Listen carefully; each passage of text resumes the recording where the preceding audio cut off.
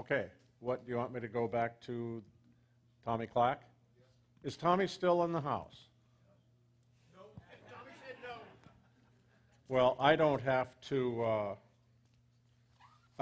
tell you any more about Tommy, that's for sure.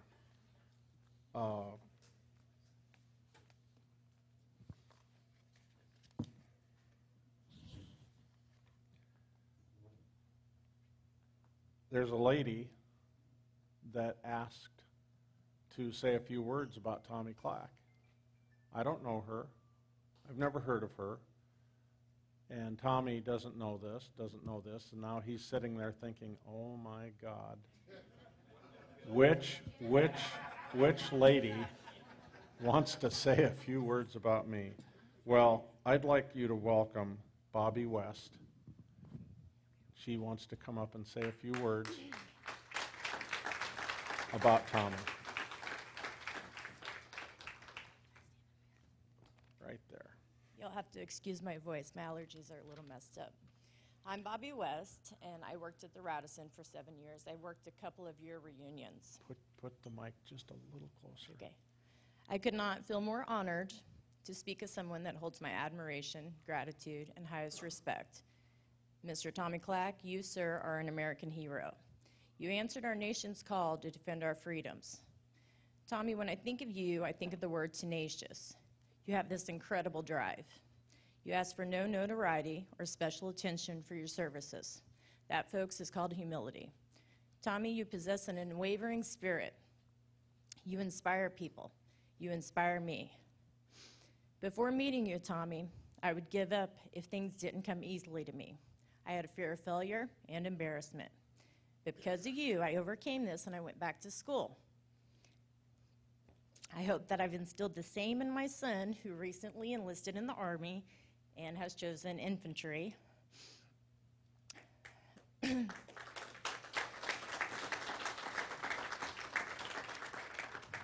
Tommy, that you taught me that when life throws you a curveball, to hold your head high, smile, and just dig deeper, just to keep charging forward. I want to personally thank you for your contribution to our country and the sacrifices that came with it. You continuously demonstrated devotion for our country and military. Sir, I am proud to call you my friend, and even prouder to call you my hero. Thank you for sharing your life with us, Tommy.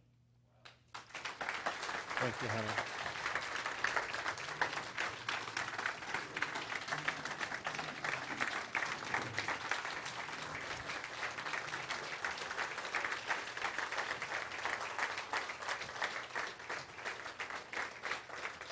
Where's my mic person? Without further ado, I would like to introduce you to not only a great man, but a man that I count as one of my closest friends. And he would like to share with everyone. Everyone's going to get one of these. I need a couple of volunteers to pass these out to the veterans.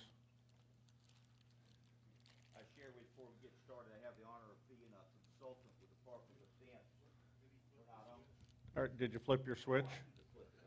Here, let me flip this switch for you right here.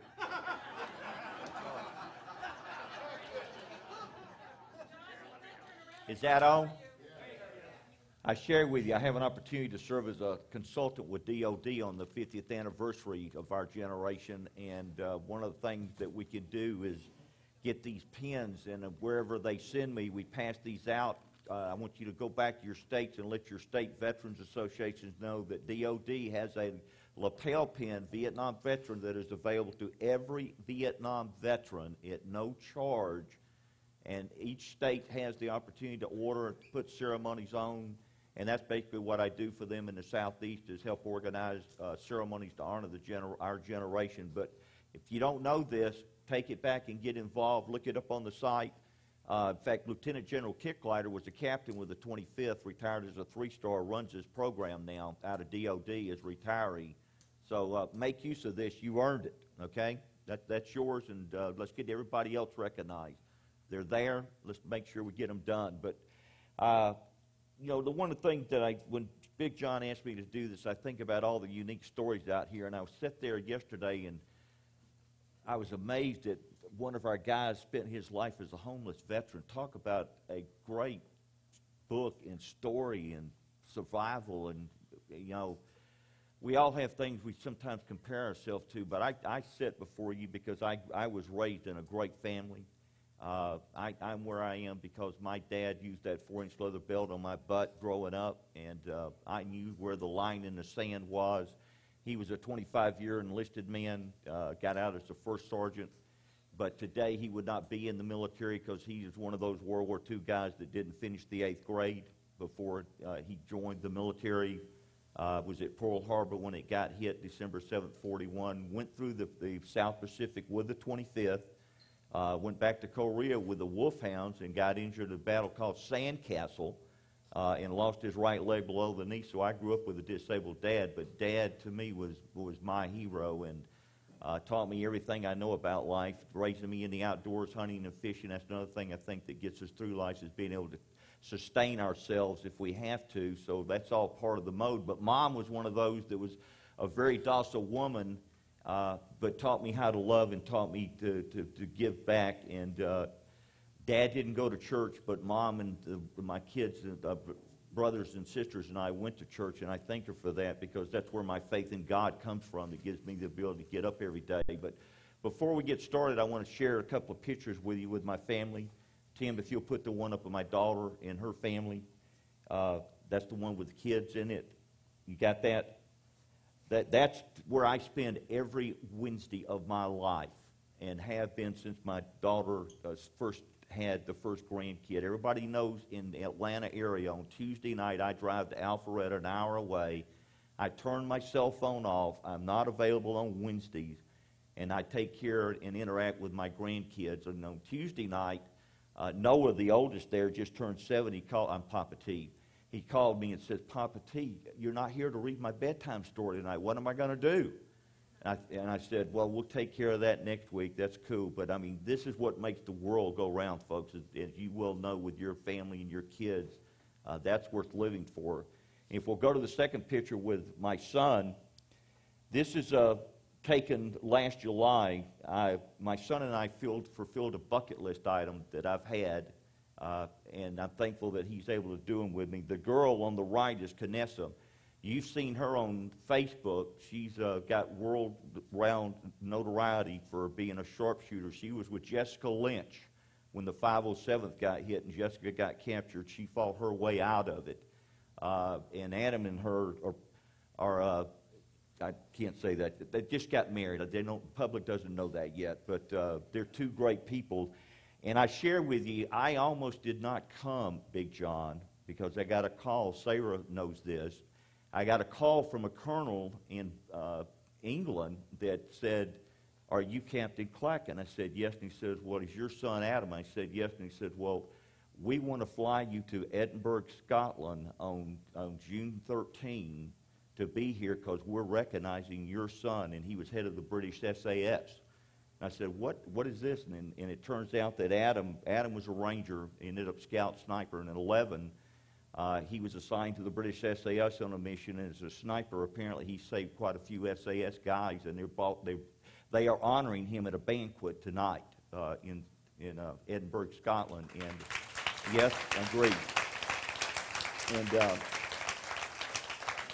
Adam found out about it. He's out and now with one of our 3-letter agencies, you know what that means, and he's still over in the Middle East doing what he does, using his skills. But he called me and said, Dad, I understand, and the guy's name was Colonel Carter. He said, I understand Colonel Carter called you, and you're not coming over. You've got your reunion. That's where you're going to be. That's my son, and that's my family. They understood this family is just as important as that family. And I can always see that family, but I can only see y'all every couple of years or communicate with you. So that's how important. It's like Cy being here for an 18-hour drive and leaving, guys. We owe Big John a great round of applause for helping us be a family, because without what he does, we would not be where we are, okay? And I remember he talked to my son the first time he called because I was out. And I was leery when I get a call back and he's telling me what's going on, because you know we get these calls and people make up stuff and we don't know what's real and what's not. And had a conversation with him and decided to look into this idea that he's put together and found out it was real and thought, man, this would be really neat. Now, I wasn't part of y'all's family in Vietnam as an outsider, and I say that in all sincerity because as a artillery FO, you really are not part of that group. You belong to an artillery battery. My battery was at Tay Ninh, Bravo Battery, 1st of the Night Field Artillery, was actually my assigned unit. But I was assigned to y'all as an FO, and what people don't realize is as an FO, you are part of your family in many ways, and I grew close to 2nd Platoon more than I did anybody else over there. Jimmy Langley, who doesn't come anymore, was my RTO. Jimmy doesn't like to communicate with me because this reminds him of that day, and I understand that, and I appreciate where he's coming from. So we do swap Christmas cards, but we don't communicate, and you know, that's reality, and that's part of life, and we have to deal with it. But having grown up in a military family, I knew I was going to go in. My dad was 7th generation Army. I was 8th. Adam is 9th generation. And I knew I was going to make the military my chosen profession. But I had an opportunity to go to college. I grew up in Decatur, Georgia, and not toot my own horn. God gave me a lot of unique athletic abilities. For those of you that are into track and field, in high school, there were 2 of us in this nation that were running around 4-minute miles, and that was Jim Ryan in Kansas and myself. He went on to great notoriety and set the world record at 3:53.3 when we were freshmen in college. But that was a great insight because I was always number 2. And it's always great to have this goal in front of you where you can be number 1. So I'm one of those that could have stayed in college with my athletic scholarship and my grades, but people laugh at this, folks, and I don't mean this in a negative way, but I needed to find out if I was half the man my dad was, and I needed to find out if I could survive Vietnam. So I dropped out of college, volunteered, and went into OCS, and had assignments that kept it up. And one of the things that was a detriment to me, and I'm not tooting my own horn when I say this, but I'm a very organizational type guy, and I'm very detailed and can remember a lot of things about details. So my assignments were always on staff positions. My first assignment was with a 1-star general at Fort Sill, Oklahoma Artillery, in terms of running the post. And I think the reason he chose me because he was an athlete, and we ran track and field in the military, played on the baseball team on the post, and a lot of other things. But that's not why I joined the military, and he knew that. So I finally got his permission to be assigned to Vietnam. In my first tour in '67, I was with 2 field forces. If you know anything about the history of Vietnam, 2 field forces was designed to incorporate all the units in 3 Corps, which is where the 25th was. That was the most heavily contested area other than DMZ up on between Vietnam, South and North Vietnam and Laos. And if you look at the history, the 25th Division had the highest number of wounded in Vietnam of any unit. It had the 2nd highest number of killed in action in Vietnam. And 2 Corps had not only the 25th, but the 1st, the 11th Cav, the 1st Cav, the Royals, the Thais were there, the Australians, the South Koreans. And when I was assigned to 2 field forces, I worked for a guy named Lieutenant General Bruce Palmer, who eventually became Westmoreland Chief of Staff. My mission was to make sure that all those units that were foreign, the South Koreans, the Australians, and the Thais, had all the artillery items they need to conduct their missions. So I got to meet a lot of great people in that area. And again, it wasn't what I wanted in terms of a staff position. And that whole tour, I kept asking to be assigned to the field so I could learn what it was like to be an FO in the field, and never got that opportunity. So when I came back in December of '67 and went to Fort Sill, ended up being an instructor at Fort Sill in artillery teaching OCS, but I also had the foreign students that in terms of a class to teach them artillery. And one of the unique things about that, we had just, the American, I'd say the world had just finished the October '67 war with Israel. If y'all remember that. They had fought that war and won it big time. And in my class in '68, I had 2 captains from the Israeli army who knew more about artillery than I had ever learned in my entire life. So I got the opportunity to communicate with them and learn what they had done to win that war with artillery. So meeting all these foreign officers from different countries just opened up a whole new world. So God has always blessed me with these unique assignments. But I knew I needed to get back to Vietnam, and kept asking to go back. Finally got back in October of '68. Went to the 2nd and 27th headquarters, and from there, I used the word utility. The battalion CO wanted me to stay on his staff due to my background. So when an FO got killed or wounded or rotated out, I always got sent to that unit. And before I made it to this family of ours, I actually served 9 different units as their FO from October till I got to y'all in February. What you don't realize is, and you may not have thought about this, but I arrived at y'all at a first lieutenant, and I made captain because there were no second or first lieutenants left alive in the 25th that were FOs. They were all dead, wounded, or rotated out. So that was the heritage that we had to live with, but the military didn't understand that Jimmy Langley, as a recon sergeant, RTO, was very capable of calling artillery. So are people like Sergeant Mike Glover and anybody else that knows what to do. But in the Army's infinite wisdom, they want a second or first lieutenant out there doing that. When I got hit with y'all, I already had my orders cut to go to Tayton to become a battery commander with Bravo Battery, 1st of the 9th Field Artillery. That was supposed to happen sometime in July, and I get hit May 29. The only thing I remember from my time with y'all until this door opened up was Lieutenant I's death, and it was May 25. Ide and I became really close together and communicate. I think it's because we both grew up hunting and fishing together or in our lives, and we had that association. But then I got hit on the 29th, and the door shut in my mind, literally. I don't have a lot of memories of what happened other than I dying on the 25th as to what we were involved in or what I did from October '68 till the day I got hit. And in communicating with y'all and being around you, all these little doors are opening up and things are starting to remember who did what, where, and how. And I think that's one of the great things about us associating with each other is we have this opportunity to do that and meet each other.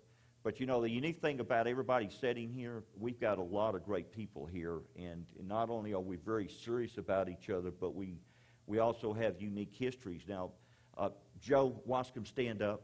Joe, Big John, stand up.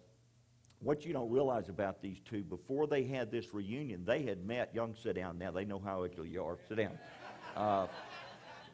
They had met before this reunion at a Army reunion, and they were in this city, and this city had a flower show going on, and Big John and Joe decided they would go to this flower show, and they went to this flower show, and this is back in the days when we used to streak to show our manhood. What they also showed, all men are not created equal. But, they decided to streak this show, and they get back up here, and they stage is down there, and they get in their streaking uniforms, and they streak down this auditorium, and they get down at the end. There's law enforcement there. So Big John goes left, and Joe goes right, and Joe jumps into the flowers, and Big John runs out and gets caught. Well, they end up having to let him go due to lack of evidence. And,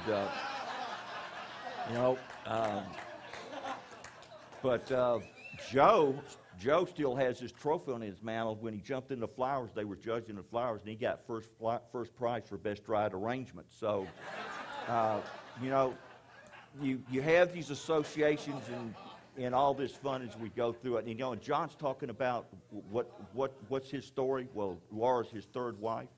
He learned on his third marriage how a man reacts with a woman. Now, his dad told him the first time he got married what he needed to do on his honeymoon. So when Big John and Laura go on their honeymoon, they get into their room and, are getting ready to do whatever you do on your honeymoon, guys, and Big John steps out of his pants and throws them over to Laura and says, "Put those pants on, girl." And Laura looks at him and looks at these pants, and says to him, "What's this all about?" And he said, "Just put those pants on." And Laura said, "Well, here they are," and threw them back at him. And she said to him, "Put those pants on."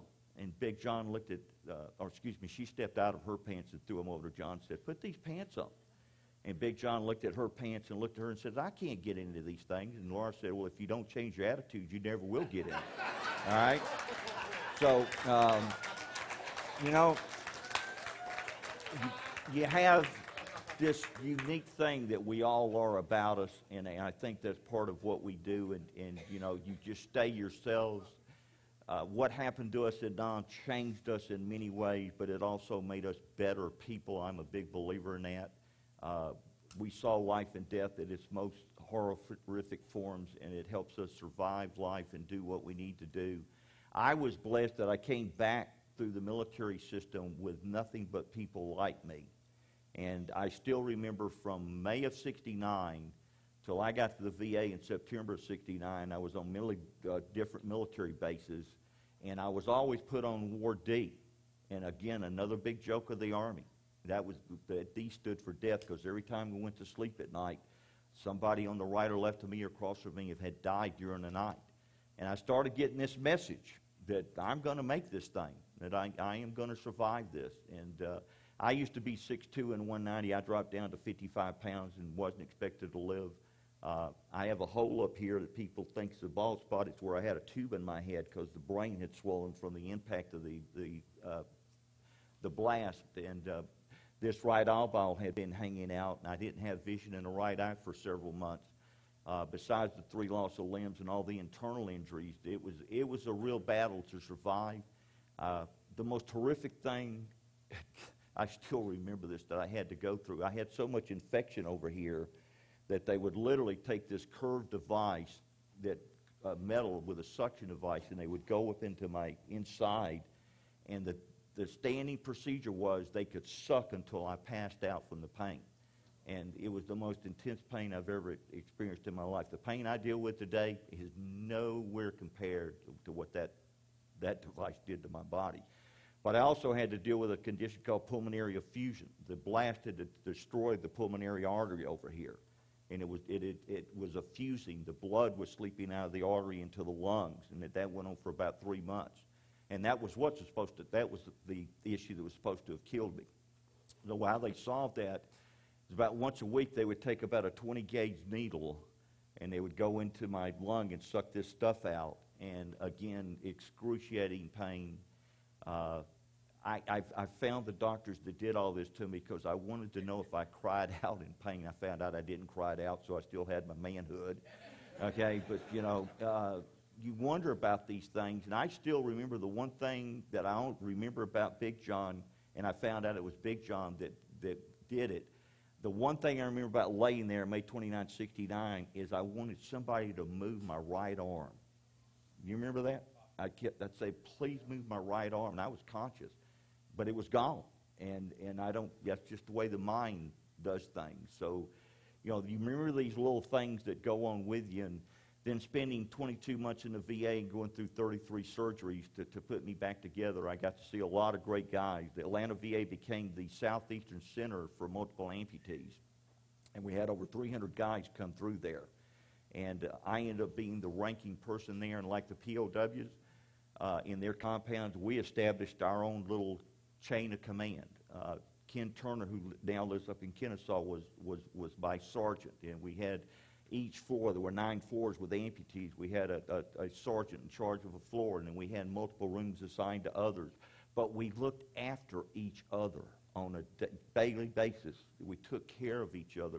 When a guy was having a problem with a family issue, we found a way to solve that. And people laughed at this, but when we got a new guy in, and he was in a room with 2 or 3 guys, and he hadn't had time to be alone, and he was married and hadn't had time to be alone with his wife, we would get the other guys out of the room. The doctors and nurses worked with us, and we would close that door, and they had as long as they wanted to get associated with each other. What went on stayed in there. But those little things made a difference in adjusting and getting back. And fortunately, the VA hospital I went to in Atlanta was built 3 miles from where I grew up. It wasn't there when I went to high school and left for college, so I got to come home. So having grown up in the outdoors hunting and fishing, I got my dad and uncles and cousins and everybody, and we took all these guys on a regular basis on fishing and hunting trips. We taught them they could get back into society and learn to do. And now we have the Wounded Warrior program doing that. And we still do that. We still take guys and girls out of the Atlanta VA on hunting and fishing trips as a family because we want to give back. Everybody in the Clack family, if you're male, you're a veteran. I don't care who you are, and that still goes on. And now the women are doing that, and I think that's great that they're having that experience. So these are things that you do, and it still is important. And Tim, if you'll put the first picture up about a trip I just had. First picture with Adam, and that's Canessa, his girl. The guy on the left is my guy, Jake. I got to go to Africa last year to fulfill one of my bucket list items, and that was to hunt in Africa. And I had contacted the Namibian government. Namibia is old Southwest Africa. Here's South Africa. The Atlantic side is now Namibia. And I applied for a culling hunt. And I'm not a trophy hunter. I just put meat in the freezer. And I got drawn, and Adam was able to go with me. And we went to a place, Tim, the next slide. We went to a place called Mount Ito, which is a big mountain. It's right up near Namibia and Angola. And my host was a guy named John Oseth. How many of you saw the movie Hatari with John Wayne? Well, John Wayne played John Oseth. John Oseth was the first conservative game hunter in the world, and he's still on his preserve. Breeds rhinos, elephants, and giraffes for transport around the world. And he's got 600,000 acres that he takes care of. And my permit to hunt was to cull the older animals. Tim, if you'll show the drought issue. The drought has been so bad over there, they normally get 12 inches of rain. They had had no rain in 2 years, and their water was going down, and that was the last of one pond. If you look off at the upper right, you can see what looks like a clump of trees. That was my hide in there in terms of waiting for that particular day. We were waiting on my zebra to come through. What people don't realize about Africa is you think you can go over there and just pull a trigger and take an animal. You really do have to hunt over there. It took 10 days to get 10 shots. I was given 10 permits. They're all called plains animals, and the meat went to the villagers, the hide went to the villagers. I get to bring the horns home if they had horns. But Tim, my picture of my zebra was so old that it had no teeth. Now, how my God knew that out of hundreds of zebras, and it actually took us 9 hours tracking that baby to get the shot to take him down. And I share with you, like many of you, I'm one of those hunters. If I can't drop it with one shot, I don't shoot. So I fired 10 shots over 10 days and got my 10 animals. My closest was 120. My furthest was 380. And it's just growing up outdoors in terms of understanding ballistics that we're able to do that.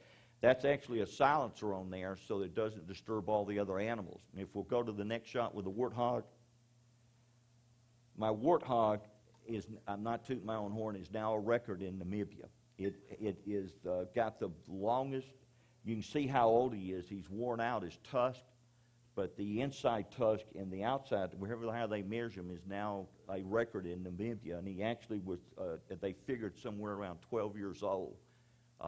And that's, people don't like looking at that, but that's just part of what we do over there. You got the next shot. This is one of the antlered animals that I got to take, and that's what they call a plains animal. But again, the meat and the hide goes to the villagers, and I get the horns. But I share that with people to show that you can do anything in life that you want to do if you decide you want to do it. Now, it was not an easy trip because they were not used to seeing something like me over there. And I was the first one to go into that area in a wheelchair. Can we have the next shot about the school? I went and spent a day with the school. My host, John Oseth, besides having his preserve, Mount Ito has its own school for the villagers. All the villagers work for this preserve in terms of taking hay and feed out, making sure the wells work, cleaning the animals, and doing whatever you need to do. But I asked if I could go visit the children because I think it's great to interact with kids wherever you go in life. What's interesting, folks, those kids were anywhere from 5 to 12 years old. They already were speaking 3 languages. They were speaking English, their native tongue, and German. Southwest Africa is an old German province. and a lot of people from Germany still go to Mount Ito for their vacation. But I was so impressed with their ability to speak 3 languages, and they're not even 12 years old yet. That, you know, that just says something about how tenacious they are and what they do. But they all had these thousands of questions about me and how we do what, and I think the only dumb question is a question not asked. So, you know, it was a great time to interact with them. Thoroughly loved it. What's not in the slides is every one of them got up on my back. There were 42 students. I took every one of them on a ride by standing on the rear, holding on to the handles. They'd never done that before, seen that. And what I'm working on right now, I've just about got it solved. That was last July. Here we are now. It's probably going to be August before I get it done. But they had no playground. And I went to a friend of mine that builds Burger King's playgrounds in the Southeast, and I've gotten a complete one of those things donated. We're working on the permits now. The government over there doesn't want this to happen. So we're working through the State Department to get the permit to get it over there. Delta's already agreed to fly it to South Africa. South African Airlines agreed to fly it to Namibia free of charge. So hopefully we're going to have this ability to have these kids a playground before it's out. And I think God put me there to see they didn't have a playground. And now they're going to have one. And to me, that's my thank you for the opportunity to be around them, okay? You know, but over my life, I've been blessed, as I said, to be in great staff positions. When I got out of the VA, my first job was with the Department of Defense. I traveled as a public speaker on their behalf during Vietnam. It wasn't to support the war. It was to talk about supporting you and I, the men and women still over there. I was actually at Kent State in May of '72, days before those kids got killed and got hit by rotten eggs and water balloons because they didn't like what I had to say. But I always tell my enemies when they disagree with me, there's a whole generation of people out there, y'all and me and everybody else, that's willing to die to ensure you have the right to disagree with me. But you want me to die and go away so you don't have to listen to me. And that's the big difference between us. But we've got to stand up and do that. Back on June 4, I spoke to the Republican State Convention in Georgia, and I was brought in by Pete Padgett, the state chairman. I'm not politically correct, everybody knows it. He says, Clack, I just want you to be Clack, and I want you to tear them a new one. So I'm not a Democrat or Republican. I'm an independent. I vote freedom first. I can be a Democrat or Republican, male or female, black or white, veteran or non-veteran, but freedom first to me is Second Amendment always, First Amendment, okay, and then the 10th Amendment, which is states' rights. So it's my candidates always do that. So I've worked for people on both sides of the fence. And when I had to park 2 blocks away, and to get to the convention center, there were protesters everywhere. So 2 sheriff's deputies see me rolling towards the convention center and say, we're gonna walk along with you, okay? We get down to the corner to cross the curb cut to get to the center, and there's a group standing there that's blocked away. And I said, may I get by you? And one of the guys looked at me, and I said, hey, I bet you're one of those Trump supporters, aren't you? And I said, I tell you what, if I wasn't before this moment, I would be now just to piss you off, okay? And, all right? Well, the guy lit a 5x7 stick American flag and threw it at me. It bounced off me, okay, and fell at my feet. The 2 deputies said, you could be under arrest. And they looked at me and said, you want to arrest him? I said, what's the charge? They said, assault. And I said, you're damn right. Take him in. Well, I go to Augusta next Tuesday for his arraignment, and I am not backing off, folks. I think these people, okay, no, they have got to be, if it takes putting him in jail for 30 days to wake him up as a young person in America, then so be it. But that's just part of what we deal with America. Tim, if you'll go back to the Reagan shot, I've had an opportunity to be associated with Reagan and both Bushes, and you know, regardless of what you think of them, they were great Americans. I refuse to be part of Clinton, and obviously since January 20 of 2009, I haven't been associated with that individual and don't plan on it. But that's a picture with Reagan, and that's Senator Sam Nunn from Georgia, who was our state senator. You may remember he became chairman of the Armed Services Committee. Great American, Democrat, but a great American. We had Zell Miller from Georgia, also great American, both of them Democrats, but Republicans at heart. And the reason we're meeting is had worked on his campaign on a national level and was able to convince him that we needed to take our generation and we needed to show America what we were made of. And some of you may remember from 84 to 87, there was something called the Vietnam Veterans Leadership Program in each state. Every state had a 3-year option to work together. And I ended up president of the Georgia organization. We still exist. There were 19 of us that were Vietnam veterans. We call ourselves the Georgia Vietnam Veterans Leadership Program, and we still help veterans do what they need to do. But what that was an opportunity to take all the guys in a state that were successful and show them how to start a business, how to become a leader, ran schools on how to run for political office, how to raise funds, and it was a great program. And it dissolved in 87. But we kept it going in Georgia because we were making a difference and still are. In Georgia right now, if the Braves want to do something to July 4th, or the Falcons or the Hawks, we get called to put the program on to bring veterans in. Last May, when we did this event, last year I had the 7th opportunity. It was not tooting my horn, but this was the 7th time I bought the Vietnam Moving Wall into Atlanta since '85. And we set that up and ran it. That's where this lanyard comes from. May 7th was the 40th anniversary last year. The booklet that you got on your table was a byproduct of that in terms of a thank you.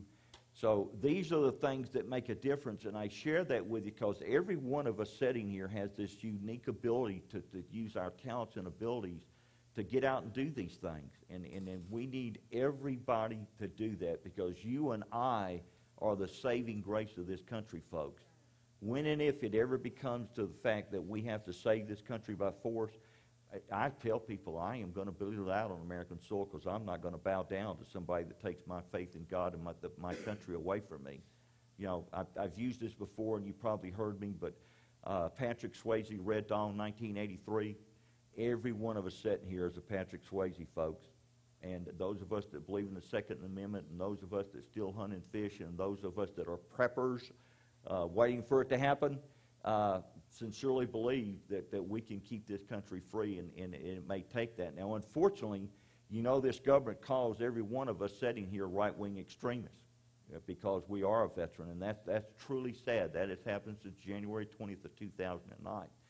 But I share with you, I've come up with a statement that I use everywhere I speak, and I close it no matter where I speak. And I'm not closing right now. John told me I could keep you to 3. But the statement is, and I share with people, you can substitute the word black or Hispanic where I use the word white, but it is a sentence that sums up everything that has happened since January 20th of 2009 that my government does not like about me as an American. And that statement is simply that I am an exceptional white Christian American veteran, Bible-toting, gun-wielding, right-wing extremist, and damn proud of it. Okay? And that's all of us, all right? Well,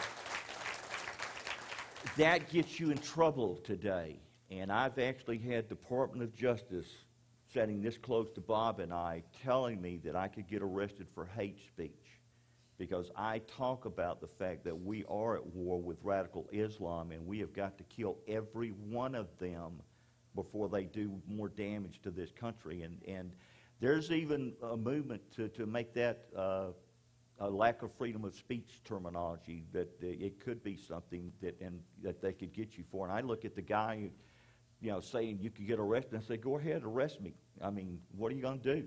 I mean, you know, I've already survived Vietnam. What are you going to do to me? You know, and it's sad that we've reached that point in society, but I use that to share with you, we've got to stand up and be vocal and you know, let people know where we stand on these issues, and not be afraid of them. It's like I've told my daughter, if we're out and she and my granddaughter go into a restroom and some male tries to get in there, I'm going to jail, because that male's not getting in that restroom, folks, okay? And you know, that's just the way it is in society.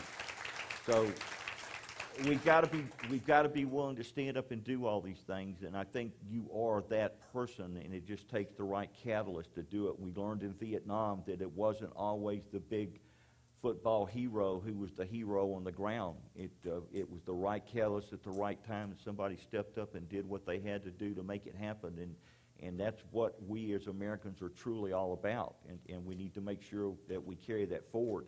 So we've got a lot to do, not only when we come to these reunions, but others. And I would honestly say this, Big John, and to you. I've had the opportunity over the decades to speak at a lot of reunions from the standpoint of an Army reunion to I just spoke recently 2 months ago to Mike 37 Marines had their reunion in Atlanta. And the big difference between all those reunions and ours is you don't see the family association at those things like we have here. They may have nothing but a whole day of seminars on why you shouldn't be drinking or why you got to do this, and there's no association with the family as a whole. And Big John, it's awesome what you do in terms of bringing us together, so we're blessed to have that. But, there's a lot of other guys that serve that we don't have here that need to experience who we are and what we are. And I've actually told the FBI director in Atlanta, I said, I got a guy that can find anybody on the face of the earth. When you want to find out who this person is you're checking out, let me know, and I'll give you Big John's number. You ain't got a call yet, because they ain't gonna do that. They don't want to admit they can't find somebody. But we're blessed to have him in terms of doing that. So we're good to do that.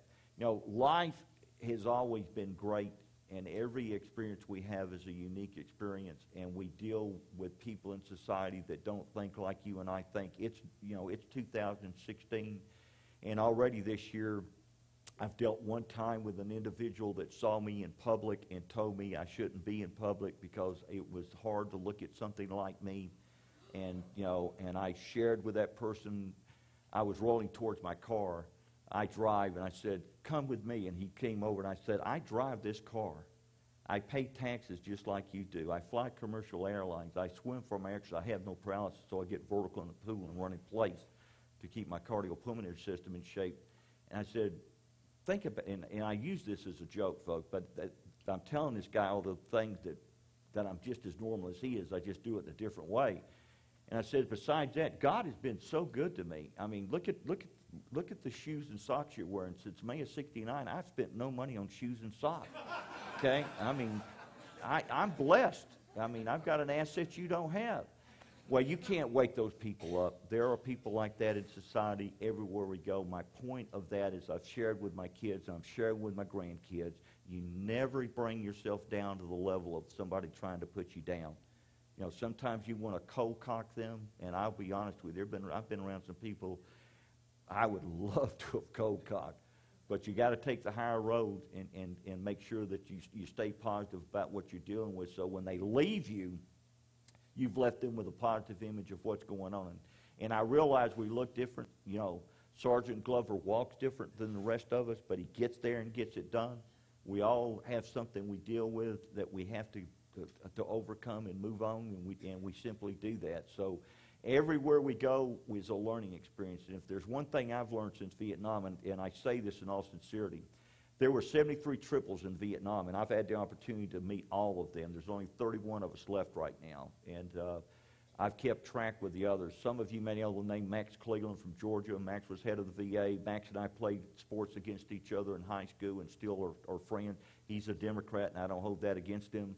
But, he is a fellow veteran, and of all the triples, I'm the worst triple from Vietnam in that I have nothing over here. Most of them have their shoulder and their arm, but my whole shoulder joint is gone, so it makes a unique difference on how you do things in life. So here I am, May 29, '69. Here it is, 2016. I actually had the opportunity recently from the VA. They wanted to fit me with a right arm with the new electronic stuff.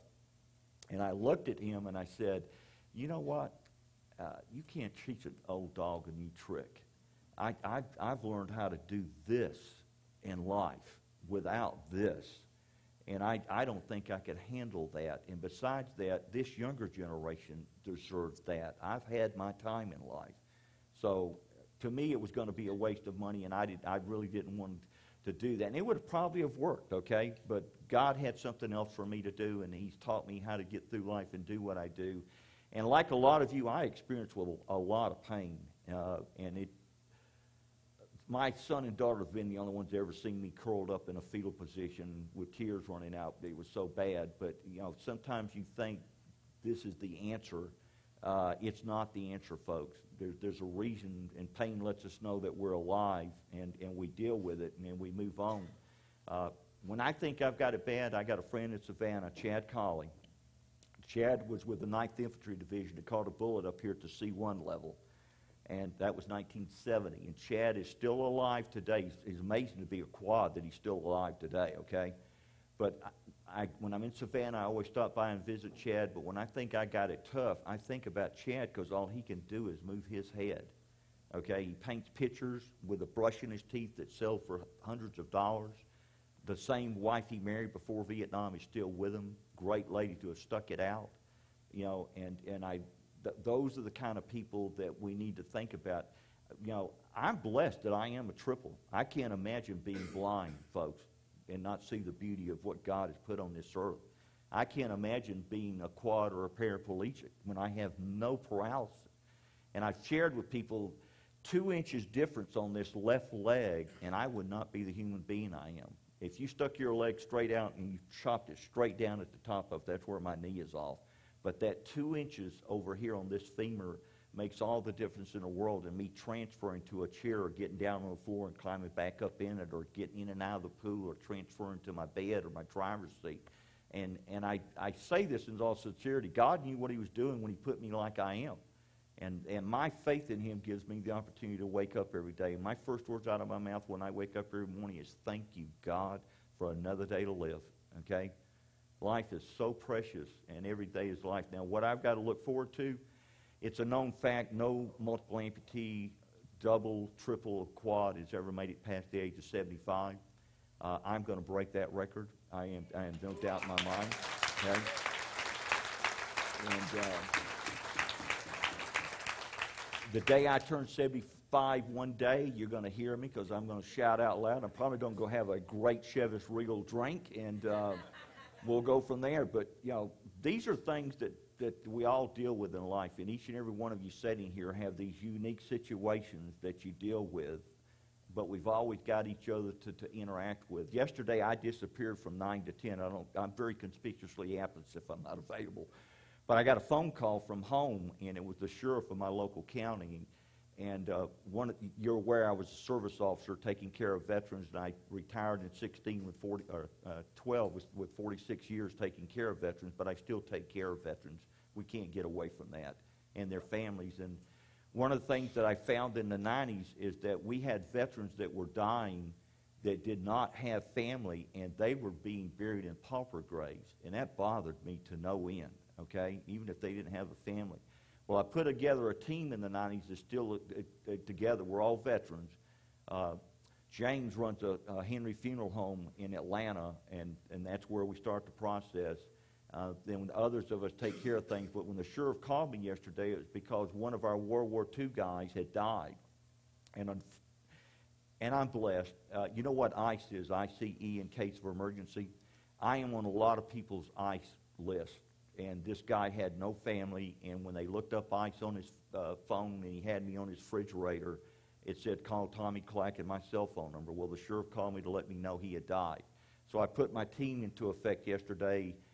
He has no family. He will be taken care of. He will be buried at Kent National Cemetery with proper honors.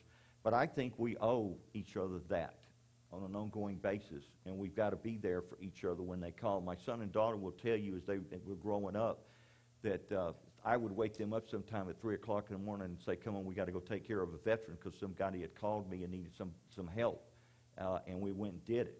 Adam now understands that because he helps take care of his fellow Rangers in many different ways. So these are things that we pass on. And now my daughter is just, you may remember, what was it, 4 years ago we found the couple under the underpass, and I put out a blip that my daughter had stopped to help this man and woman that were in the winter living under an underpass. And through that, we got them into a hotel room, and we funded them for about a month, and we found, they're still doing great, by the way, and got a great job. But it made me proud that she stopped by herself to find out what was needed to get them out of that underpass. And we responded, y'all responded with help, and we got them situated. And it's important because the government is not the answer ever. The government is never the answer in terms of what we do, folks. And it's important that we are always there for each other. This memorial that I'm president of now, the Walk of Heroes, there's a picture on some of the tables. We put a memorial in to honor the guys that have died with this company, and they're very prominently positioned by the statues. And these are things that we need to do on an ongoing basis. But to me, it's a great challenge. It helps me sleep at night because we've still got a long way to go. We're competing with the Infantry Museum down at Fort Benning, which is a multi-million-dollar budget, and we have a $10,000 a year budget like everybody else. But it's a great challenge to do a lot of things. Back on Memorial Day, we had over 2,000 people at our Memorial Day ceremony. So these are little things that make a difference. But we're all veterans doing this to put this together. And why is it, folks, in your hometowns that it's always we veterans that are out there honoring veterans? That it's we veterans that put together Memorial Day and July 4th and Veterans Day, or we do the things that we do. It's because society really doesn't care that much to do that for us. I want you to think about this. In World War II, 12% of all Americans put on the uniform and fought in that war. In Korea, that had dropped down to 9%. In Vietnam, it was down to 6%. In the Gulf War in 1991, it was down to 3%. Since 9/11/2001, less than 0.5% of Americans have put on the uniform of the United States military. Most Americans don't have any concept. They don't fight this war. It's always our sons and daughters. And what's really great is we've always got this young population, our sons and daughters, our grandkids, and I hope my grandson becomes 10th generation Army. I really do. I think it's an honorable way to go, that we always get out there and serve. And we've got to stay on top of the VA. I'm one of those that have been battling the VA from day one. I don't say this lightly, but when I got injured in May of 69, I did not sit up until January of 70. And I could not get a one-arm drive wheelchair because they didn't have them in their inventory. And it took me almost 3 months to be able to get one because they didn't have the budget to buy one because it was coming up on the closing year. And I pushed the chair until I blew my elbow and shoulder out in 96 and had them rebuilt and had to go to this. But, you know, those are things that we deal with. And we take care of ourselves. As I shared with you, I go swimming for my exercise. And I may have shared this with some of you. Back in the 70s when I was a single guy, even today, if I go to a pool and the lifeguard doesn't know me, I get up on the edge and I just jump in. And, they think I'm trying to commit suicide and come in and save me, okay? But back in the 70s when I'm single, I'm too old now for the young girls. But back then I wasn't too old, and I'd get in, and if it was an attractive female lifeguard, I was drowning and did need mouth-to-mouth, okay? So, you make use of your assets, folks. How many of you saw the movie Forrest Gump? Well, Gary Sinise put me out of business, and I know Gary, and we've talked about this. He was the first one to ever use a green screen to show amputations. And up until then, I had the opportunity in Atlanta when they wanted a war amputee, I would have that on a TV or a motion picture. I no longer get tired to do that anymore. But it was a great opportunity to make use of an asset, because this is an asset that we can make use of, and we do those kind of things as we go forward. So everywhere we go, we deal with something new. It's like I shared with you when I flew to Africa. South Africa Airlines had never flown anybody like me, which blew my mind. So they didn't have the ability to get me up the main thing, so they had to get this forklift to get me up. I'm sitting on the front of a forklift going in the back of the plane to get me in, but we solved it, and they learned from that. So it's always this learning experience, and to me, that's the greatest part of life, is showing somebody that it can be done, and no is never the answer. There's always a way to find a yes, and that's why the VA does not like me, because I tell every one of you, the VA is in the business of finding a way to say no and minimize what they do. You have to stay the course. You have to fight it all the way to the end, and you do it. Bob shared with me he had to get an attorney to win his case, but he won it. That's awesome, and sometimes we have to do that, because the VA is just not going to be there to accomplish that. This little belt right here, this is another bit funny thing, but I need hernia surgery. The way I get up and down, I've torn my inside so it pops out. This keeps it pushed in. I'm not going to be cut on anymore in my life. I have no desire for that. So I battle the VA for these things. And every time the chief of prosthetics in Atlanta changes, I go and meet with that person because I know they're going to screw up my orders. Have forever. So they end up with sending me the wrong one that doesn't work, or they don't get them in on time. And it's here it is. It's still a constant battle, but we have to stay the course to make it happen, folks. And we have to make sure that we do that. So you get out of here and you go home, and if you are not involved seriously with your organization, if it's VVA, VFW, Legion, whatever, you need to get involved and make it happen. I share with you why you are important as a volunteer. You know, there was this group of wolfhounds that met in Atlanta one time, and they decided to go up to Nashville. Well, if you've ever gone from Atlanta to Nashville, you got to go over a place called Mont Eagle, which is a very high mountain. You got to go up and down it to get there, and it's higher than anything around here in terms of valleys, folks. So they got this bus. Big John put the trip together, and everybody's on the bus, and they had some libations that everybody was enjoying and singing Kumbaya, and it started raining, got real foggy, and they're on the downside going towards Nashville, and the bus driver lost control and went off into a ravine, and all these great wolfhound guys got killed and went straight to the pearly gates of heaven. Well, they've been standing up there, and the pearly gates open up, and St. Peter steps out, and he looks at all these wolfhounds, and says, "Why do y'all deserve to be in heaven?" And Big John steps forward and says, "Well, St. Peter, this guy's done that in his hometown. This guy's done that. We were a great unit in Vietnam. We saved a lot of people and did a lot of good." And St. Peter said, "Well, if y'all have done that much good in life, you need to experience the bad side of life." And he snapped his finger, and all these wolfhounds went straight to hell. Well, they've been down there about 2 weeks, and the phone rings up in heaven, and St. Peter picks it up, and it's the devil on the other end of the line. And they're carrying on a conversation, and St. Peter says to the devil, "Are you giving them 25th guys a bad time?" And the devil says to St. Peter, "It's about them 25th guys and their spouses I'm calling about. You know how they are. They get organized, they delegate responsibility, enthusiasm spreads, and if you leave them down here in this community, they're going to spread like wildfire, and they're going to have this place air conditioned in 2 days." Okay? Well, folks, every volunteer effort we do, every veteran we interact with, every person we help, we air condition somebody's little hell. I don't care how small that is. Every one of us here, I have no doubt, pays money out of their pocket to pay some veteran's house bill or to keep the electricity on when nobody else does. If we've got that ability, God gave us that opportunity, and we do it. And that's how we spend. What? Time to go? Nope. I want to say something how wonderful what Tommy's saying is. Where's Melissa? Paid political announcement, folks. On behalf of Tommy, and this one's free.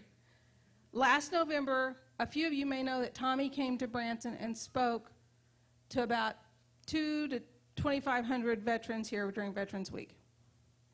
In that color guard, a junior ROTC color guard, was a young 17-year-old man named Alex Penrod. Some of you got to meet his grandpa at the fishing trip, Bruce Greeno. That young man was a part of the color guard. He read the ceremony for the missing man table, and at 1 o'clock today, he's meeting with a recruiter after hearing Tommy speak to join the Navy. Wow. Cool. Well, but that's the impact. That's the impact all of us have, folks. We've all got something to give, and I trust that we do that and realize that this family needs to grow. It's important that we show up every 2 years, and it's been my demise to not make the fishing trips. For those of you that are aware of this past one, my best friend is a black lab named Scout.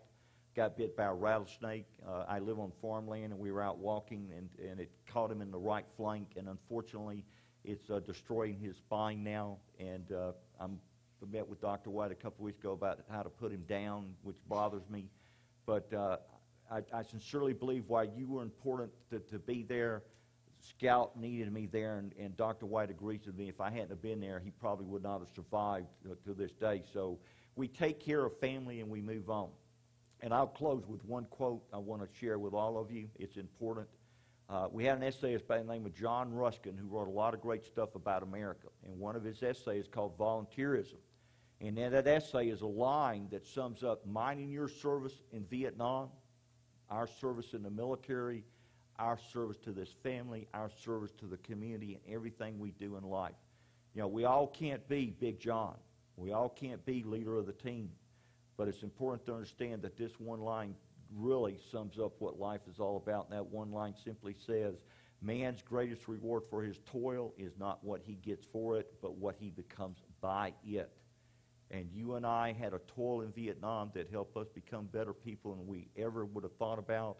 And take that and leave here and understand that you did honorable duty, and thank you for your service. Thank you, Big John. Appreciate it. Tommy, stay right there.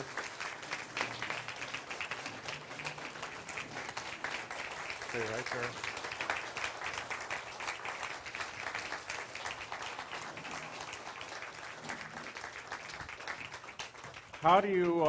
How do you say thank you enough for what Tommy does for us, you know? All of it. I know that his speaking engagements usually run $25,000 to $5,000. No. We can't, obviously, as a No. small group, we can't come up with that kind of funds. I'm just kidding. Understood. It's actually $10,000. I didn't mean to cut you short. How much do you charge? Diet Coke. Is that right? As Tommy touches a lot of lives. At this last Veterans Conference here in Branson that you spoke at, there was somebody that was there also that was touched and by you. And his name is Eddie Beasley. Sound familiar? I don't recognize that one. Double amputee. Oh, yes, yeah. He yeah. wrote a book, Yeah. and he said to Sarah, I'm not going to have the opportunity to be there to do this, but I want you to give this to Tommy from me. He's a Marine, but we'll accept it. Yep. So those are the kinds of that means something, doesn't Yes, it? absolutely. Being a historian, I know Tommy loves military history. I would like to present to you, Tommy, the history of the 25th Infantry Division from October 1941 to 1966. Awesome, buddy. Wow. And- Thank you. And there's Thank you. Newspaper clippings in there as well. Thank you. Thank you, Tommy. Thank you, boss. You are welcome. Can I say something? Yes, ma'am. I just want to say, that fool that said you're hard to look at, you're beautiful. Well, thank you. Don't you ever just stay in. Well, thank you. Okay. Gotcha. But Love Barbara, you. I think he's kind of itching for another kiss like you gave him He's yesterday. Oh, yes. Why not? Thank you. Barbara, the hair, remember the hair? Oh, yeah. I remember the hair. Go for it. Got it. Thank you. Okay. Barbara Fairchild came back to be with us, not only to hear Tommy Clack, but yesterday she made a connection with us. And, you know, a lot of times people think of entertainers as people that have one face on stage, and then they leave the stage, and that's just an act. Barbara Fairchild is one of the few people I've had the privilege of meeting that is really, really true inside and out. You came back because you felt a connection with us. And for that, we are eternally grateful. Barbara, thank you. Big Tim, what's next? 15-minute break. Thank you, folks. We'll be back here actually at 11:30 because then we're going to break up and go our separate ways to do events. So be back in 10.